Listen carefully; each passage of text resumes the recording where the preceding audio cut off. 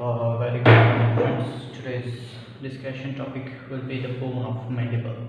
That is a bone more of head and neck region. First, the question you face in the Viva board.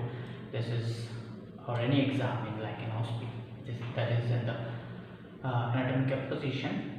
This first we say that this is the mandible or lower jaw. Lower jaw. It has a horseshoe-shaped body lies anteriorly and a part of rami which projects almost vertically upward from the posterior end of the body, and the superior border or alveolar border of the body is marked by the sockets for the teeth.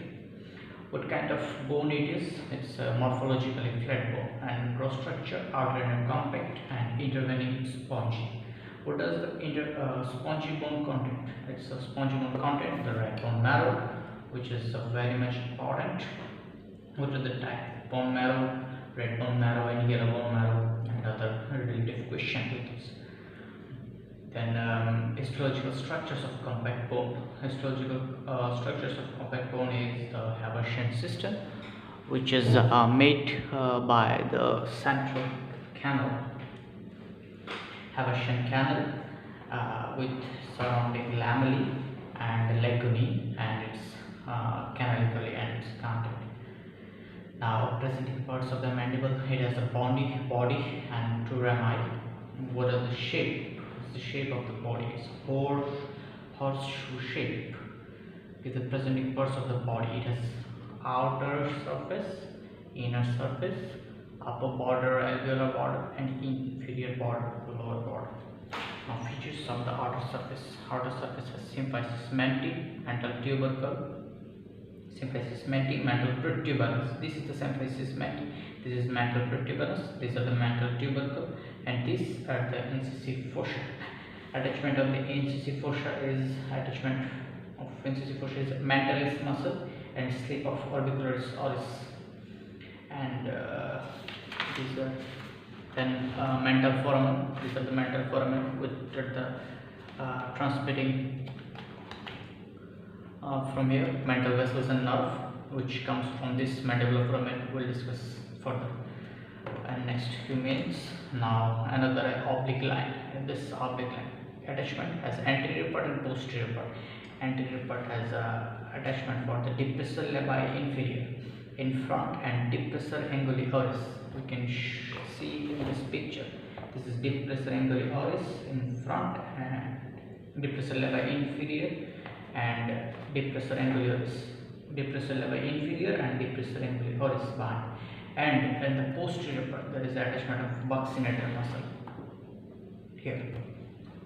Next question is attachment importance of the mental foramen. This mental foramen, if it is close to the upper border, it indicates it's a bone of an old age, and if the mental foramen lies close to the inferior border, it indicates that it's a bone of young. And features of the inner surface of the body. This is the inner surface. Inner surface of the body is marked by mylohyoid gland. This one is the mylohyoid gland. Attachment is first the mylohyoid line. Importance. What it does in the inner surface? It divides the inner surface into upper area and inner lower area. Upper area are sublingual fossa for the lodgement of sublingual gland, and below submandibular gland in the submandibular fossa, and actually part of submandibular salivary gland. And here in the line, the attachment will be the mylohyoid muscle, and here will be the attachment of pterygomandibular raphe. It's a ligament, and superior constrictor muscle of pharynx takes origin from the area of the inner surface close to the posterior end of mylohyoid gland. Here, this area will be origin from the superior constrictor muscles of pharynx. Genial tubercle or mental spines. Here there are four, two superior and two inferior. Takes origin from the area of inner surface, this one go, and posterior surface of the symphysis menti above the anterior end of the mylohyoid line is marked by four small elevations. These are called two superior and two inferior genial tubercles or mental spine. Attachment. The two superior genial tubercle attachment will be the genioglossus muscle, and in two inferior genial tubercle will be attachment for this geniohyoid muscle. And upper alveolar board. This is very simple. This carries socket for the teeth, and there will be a joint will be the fibrous type of joint, or Comphosys variety of fibrous joint.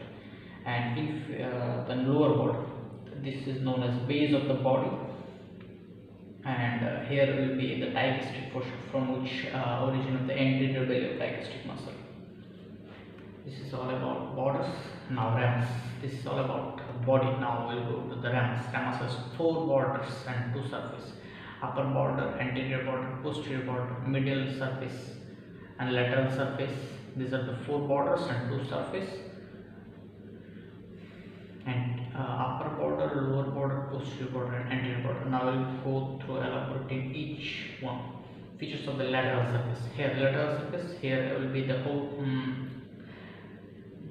Features of the lateral surface. The lateral surface is flat and provides the attachment of masseter muscle. Here will be the attachment of masseter muscle. In this picture, you can see this. This one is the masseter muscle. This one, and which is very important for the muscle of mastication. We will see further.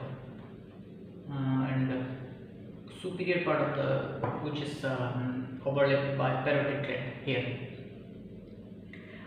Posterior inferior part of this surface is marked by the ridges, faint ridges for the intramuscular septum of the masseter. Here, these are the faint ridges.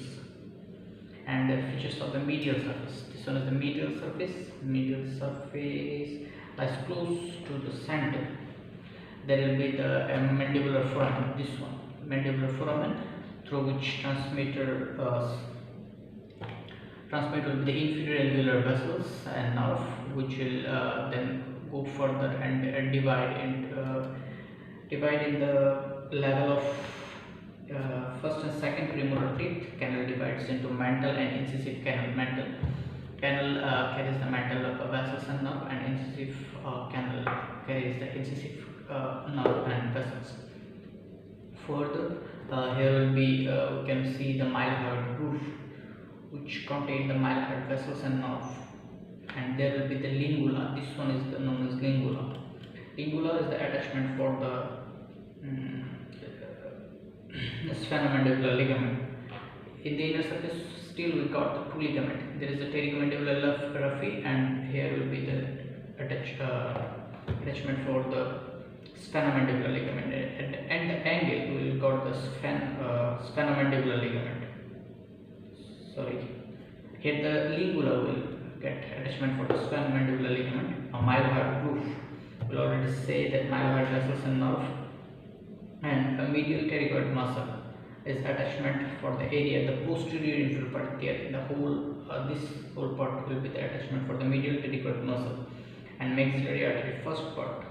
It is related to the area above and behind the mandibular foramen. This one, the mandibular foramen. Above and behind here will be the maxillary artery first part, and lingual nerve is related to the medial aspect of the alveolar border, slightly below the third molar tooth. This one is the third molar tooth. Here will be the attachment for the lingual nerve. Now the borders of the ramus. Upper border, it forms mandibular arch. There will be the relation in masseteric vessels and nerve, and lower border is the backward continuation of the base of the mandible posteriorly. It is continuous with the posterior border of the angle of the mandible, and the posterior border, which is thick and rounded. Here will be the relation of the parotid gland adjoining the lateral surface of the ramus. Now anterior border is thin and continuous with the coronary process, and here will be the attachment, actually insertion of the temporalis muscle. The processes of ramus: coronary process and condylar process. Coronary process has it is actually a flat triangular upward projection from the anterior superior part of the ramus, and its anterior border is continuous with the anterior border of the ramus actually, and attachment on the apex, medial surface, anterior border of the coronary process receives the insertion of temporalis muscle like the anterior border of ramus. and coronary process. A strong and upward projection from the posterior superior part of the ramus. It carries above an expanded head which is convex on all sides but transversely elliptical. The head covered with fibrocartilage and articulated with the anterior part of the mandibular fossa of the temporal bone from the temporomandibular joint, which is the most important one, and it can be actually dislocated easily. And the constriction below the head, this one is known as neck, and here there is a depression called pterygoid fossa. There will be attachment of actually lateral pterygoid muscle, and attachment of the neck, lateral pterygoid muscle and the pterygoid fossa will already said that, and the capsular ligament around the neck, it is also an important one. There is a three ligaments will already form: pterygomandibular raphe, stenomandibular ligament, capsular ligament, and another ligament will form at the mandibular angle. We'll see it in few seconds or minutes. Relation of the neck, auriculotemporal nerve, which is most important one. There. Here, this is auriculotemporal nerve. This is like round one, and this is the angle of the mandible. There will be attachment of the stylomandibular ligament. So 4 ligaments: medial sphenomandibular ligament, stylomandibular ligament, pterygomandibular raphe, and the capsular ligament. Now ossification. Ossification, it's actually mixed both intramembranous and intercartilaginous from the mantle foramen to the mandibular foramen will be from the intramembranous in ossification, and rest of the surface from the intercartilaginous in ossification. Now what are the ligaments? We'll already say these 4, and another will be added at the temporomandibular ligament on the posterior and lateral surface. Posterior and lateral surface. There will be another ligament is added known as temporomandibular ligament. Now the attachment of the muscles of mastication. This one is the anterior apex, anterior border of the coronary process, anterior border of the ramus. Is along with the this medial surface insertion of the temporalis muscle and masseter muscle here. This is the masseter muscle, lateral pterygoid muscle at the pterygoid fossa, and medial pterygoid muscle at the medial aspect, medial surface of the ramus. There is this all about the muscle of mastication. Nerve is related to this bone, which is most important. Lingual nerve on the medial aspect of the alveolar border, slightly below the third molar tooth. Here, here, lingual nerve. Inferior alveolar nerve, mandibular foramen. Mylohyoid nerve in the mylohyoid canal. Incisive nerve in the incisive canal. Mantle nerve in the mantle foramen. Masseteric nerve at the mandibular notch. Masseteric nerve, auriculotemporal nerve at the relation of the neck, and marginal mandibular branch of facial nerve on the outer surface of the body at the anterior inferior angle of the masseter. Outer surface of the body at the anterior inferior angle here. Now relation of the facial artery in the mandible, initially in the submandibular fossa actually. Here will be the facial artery, but then it winds round and inferior border of the body at the anterior inferior angle of masseter. Now what are the teeth actually? We can recall it: I2C1, P2M3, incisor 2, canine 3, premolar 2, and molar 3. And what are the parts of tooth? It's a very common question: root, neck, and crown.